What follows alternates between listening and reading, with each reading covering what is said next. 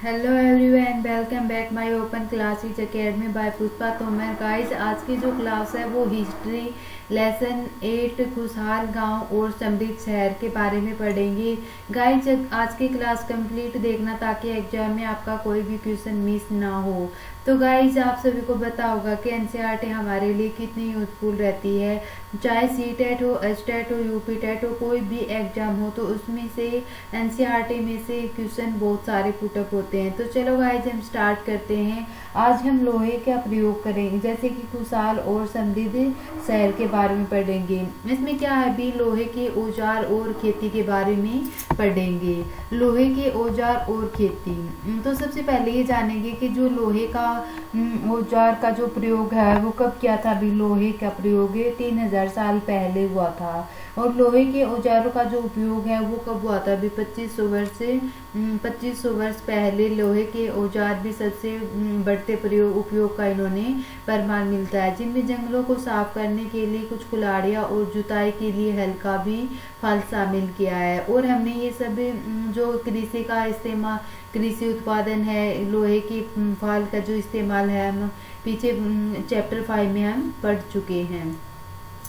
तो गाइस, जो लोहे का प्रयोग है वो क्या है भी, उन्होंने कब किया था भी, लगभग 3000 साल पहले किया था। और महापाषाण कब्रें की जो लोहे के औजार और हथियार बहुत बड़ी संख्या में मिले हैं। 2500 साल पहले शुरू हुआ था लोहे के औजार का उपयोग।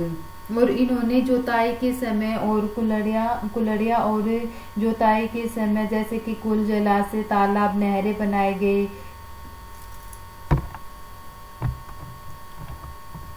कृषि उत्पाद बढ़ाने के लिए कुछ कदम भी उठाए गए। उन्होंने जो कृषि उत्पादन बढ़ाने के लिए कुछ कदम उठाए, वो कौन कौन से भी, सिंचाई के लिए इन्होंने कुएं, जलाशय, तालाब, नगर और कृत्रिम जलाशय आदि बनाए गए। तो जो कृषि उत्पाद को बढ़ाने के लिए क्या क्या किया गया अभी, इन्होंने सिंचाई के समय जो नगरें हैं, कुएं, तालाब और कृत्रिमिक जलाशय बनाए गए थे।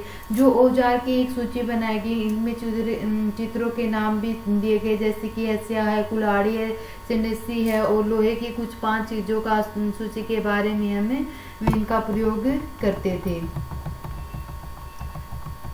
इस चार्ट के माध्यम से इन्होंने जो खाली स्थान है, जैसे कि एग्जाम में क्या है कि भी तीन तरह की करते, जैसे कि बेल हल्ला है, बड़े भूस्वामी और उजार।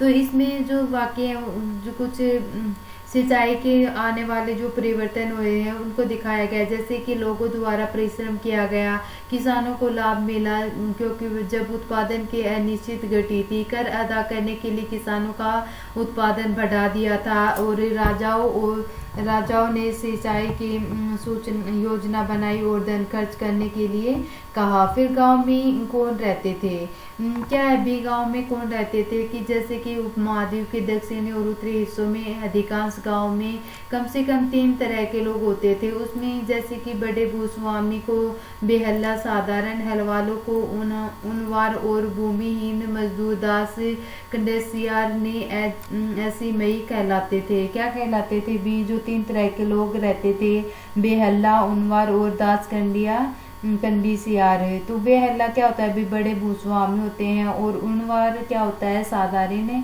हलवाए। और दासियार भूमि क्या होती है भी, अधिमयी कहलाती है। देश के उत्तरी हिस्से में गांव के प्रधान व्यक्ति गांव भोजक कहलाता था। अक्सर एक ही परिवार के लोग इस पद से कई पीढ़ियों तक बने रहते थे।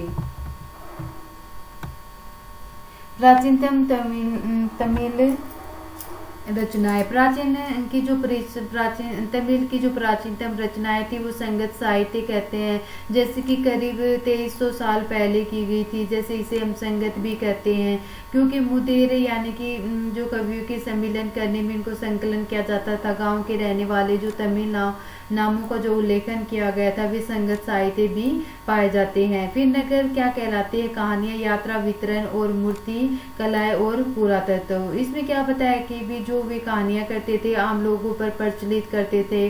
बौद्ध भिक्षुओं ने इन्होंने संकलित किया गया, जहाँ एक गाथा कथा भी की गई है और इनके बारे में भी इनको बताया गया है। एक निर्धन किस प्रकार के धीरे धीरे धनी में भी बन जाता है।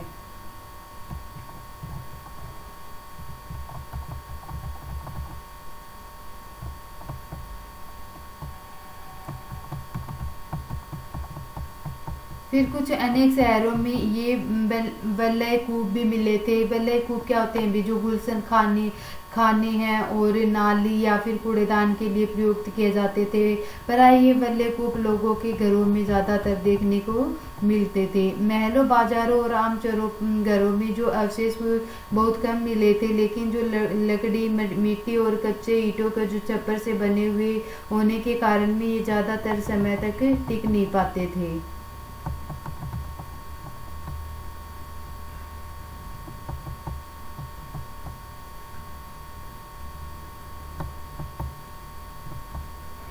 फिर क्या है भी, आहत सिक्के। आहत सिक्के क्या होते हैं भी, जो आहत सिक्के होते हैं वो आयताकार और कभी कभी वर्गाकार या फिर गोल होते हैं। ये या तो धातु की चादर को काट कर या फिर धातु से चिपटे हुए गोलिकाओं से बने होते हैं। इन सिक्कों के कुछ लिखा हुआ नहीं होता था, बल्कि इन पर कुछ चिन्ह थप्पे से बनाए जाते थे, इसलिए ये आहत सिक्के कहलाए थे। ये सिक्के उपमहाद्वीप से लगभग अधिकांश हिस्सों में पाए जाते हैं और ईसा के आरंभिक सदियों में ये प्रचलित में रहे थे। तो इसमें सिक्के में क्या बताया भी, कहानियां हमने देखने को मिली, जैसे कि सिक्के का इन्होंने मूल्यांकन किया है। पुरातत्ववादियों ने इस युग में हजारों सिक्के मिले थे, जो सबसे पुराने आहत सिक्के थे, जो करीब 500 साल चले थे। और चांदी और तांबे के जो सिक्के हैं वो विभिन्न आकृतियों के आहत को बनाए जाने के लिए इन्होंने सिक्का कहा जाता है। नगर, नगर के बारे में पढ़ेंगे भी हम।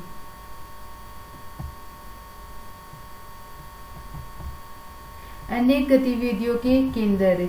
इसमें क्या है भी, जो 2500 साल से ज्यादा समय में एक महत्वपूर्ण नगर रहा था, क्योंकि यातायात और व्यापार के दो मुख्य रास्तों में स्थित होते हैं। इसमें एक रास्ता उत्तर पश्चिम से पूर्व की ओर और दूसरा उत्तर से दक्षिण की ओर हो जाने वाला था।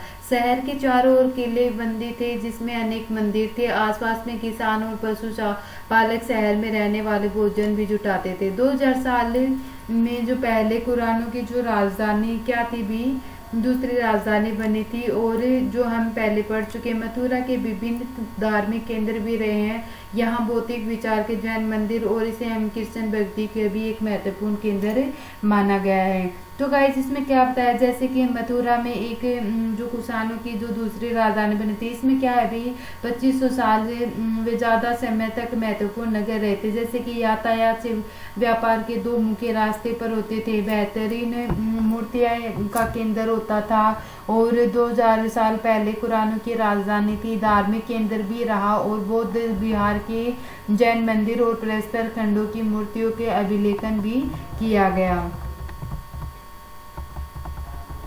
शिल्प और शिल्पकार। स्थलों पर इन्होंने नमूने मिले थे। इसमें मिट्टी के बहुत से पतले और सुंदर बर्तन मिले थे, जिनके उत्तरी काले चमकीले पात्र कहा जाता है, क्योंकि ये ज्यादातर उपमहाद्वीप के उत्तरी भाग में मिले हैं। और अन्य दूसरे शिल्पों पे अवशेष नहीं बचे होते थे। जैसे कि विभिन्न ग्रंथों में हमें पता चलता है कि जो कपड़े का उत्पादन है बहुत महत्वपूर्ण होता था, और उत्तर के वाराणसी और दक्षिण में मदुरै इनके जो प्रसिद्ध केंद्र है। यह स्त्री पुरुष दोनों के काम में इनको देखने के लिए मिलते थे।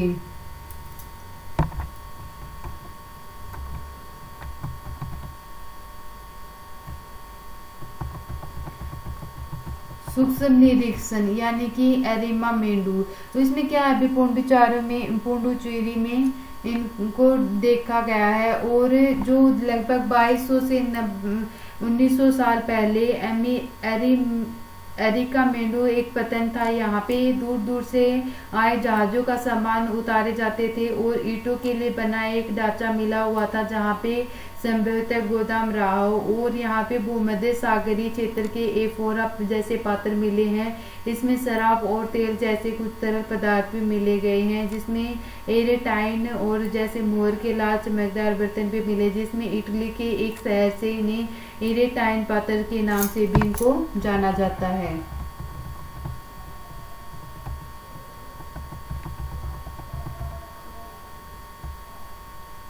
ये था भी गाइस आज का हमारा टॉपिक। इसमें हमने कौन कौन से शब्दों के बारे में पढ़ा है, भी लोहे के बारे में पढ़ा है, गांव, सिंचाई, संगम और नगर, वलय, कूप, पतन और श्रेणियां। फिर इसके कुछ महत्वपूर्ण तिथियां भी, उपमहाद्वीप के लोहे के जो प्रयोग है उनकी शुरुआत कब की थी, भी 3000 साल पहले की थी। लोहे का जो उपयोग है वो बढ़ोतरी, नगर, आहत, सिक्के और उनका जो कब की थी, भी लोहे का प्रयोग इन्होंने 2500 साल लगभग 2500 साल पहले किया था। संगम साहित्य की रचना की शुरुआत 2300 साल पहले और एरिका मेंडू का जो पतन है वो कब हुआ था, भी 2200 तथा 1900 साल पहले किया गया था। तो गाइस इसमें क्या पढ़ा है, हमने लोहे के बारे में पढ़ा। जो लोहे का उपयोग है वो 3000 साल पहले हुआ था। इनका जो औजारों का जो उपयोग है वो 2500 साल पहले किया गया। और सिंचाई के समय इन्होंने कुएं, जलाशय, नगरों, तालाब, नगरे बनाए गए थे। और जिन तरह के लोग रहते थे, बेहल्ला यानी कि 3 तरह के लोग रहते थे, बड़े, बेला और उनवार और दास कंडासियार। फिर इन्होंने कुछ जैसे कि संगम साहित्य के बारे में पढ़ा। 2300 साल पहले इनकी रचना हुई थी। और इनकी जो प्राचीन रचनाएं थी वो किसमें थी, भी तमिल की इनकी प्राचीन रचनाएं थी। जैसे कि मुंदेरे ने इन्हें कवि सम्मेलन के लिए इनका संकलन किया गया और इसी कारण उनको संगम में कहलाई। फिर जातक के बारे में पढ़ा भी। और वलय, कूप, सिक्के के बारे में, जैसे कि सबसे पुराने सोने चांदी के सिक्कों का इन्होंने विभिन्न आकृतियों की आहत मिली थी। फिर है मथुरा के बारे में पढ़ा। जैसे कि 2500 साल पहले इन्होंने कुछ ज्यादा समय तक एक महत्वपूर्ण नगर माना गया। जैसे कि यातायात के व्यापार के 2 मुख्य रास्ते बताए गए। बेहतरीन मूर्तियों का इन्होंने केंद्र किया गया। फिर मथुरा के कुछ अभिलेखों जैसे सुनारों, लोहारों और बुनकरों, टोकरे, माला बनाने के लिए इन्होंने एक इत्र बनाने का भी उल्लेख किया गया था। तो गाइस ये था आज का टॉपिक हमारा, खुशहाल गांव और समृद्ध शहर। तो गाइस अगर आज की क्लास पसंद आई हो तो प्लीज़ चैनल को लाइक, सब्सक्राइब और शेयर कर देना, ताकि आने वाले हर क्लास का आपको नोटिफिकेशन मिलता रहे।